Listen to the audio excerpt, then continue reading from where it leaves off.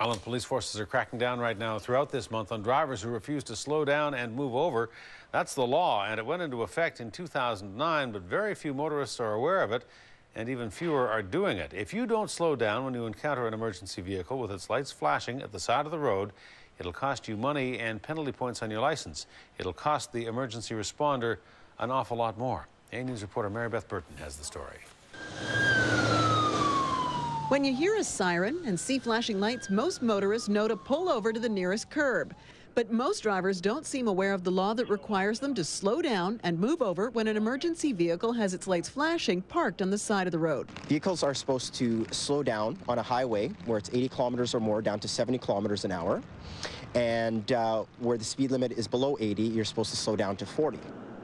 The fine is $173 and 3 penalty points on your license.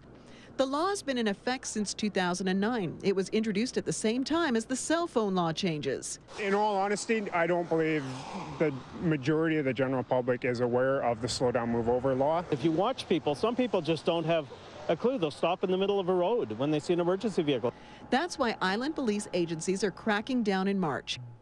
Here's a graphic example of what police, fire, ambulance, and tow truck operators fear when they're on the side of the road.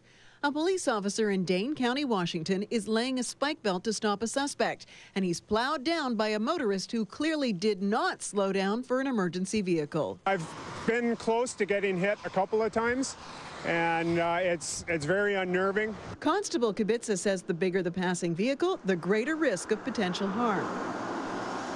When a vehicle does go by, like a dump truck, a bus, or a semi, when they go by at 90, 80 kilometers an hour, it creates a gust of wind that not only blows you into the vehicle, but can also suck you back out into the travel lane.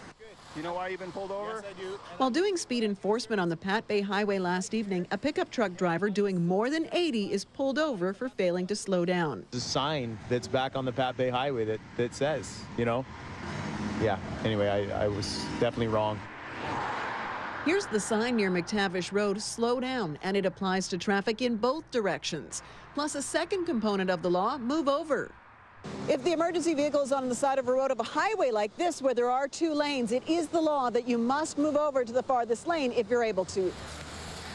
Police are hoping drivers don't learn the hard way with a $173 fine to slow down and move over. Or worse still, see an emergency worker injured or killed by dangerous and unlawful behavior.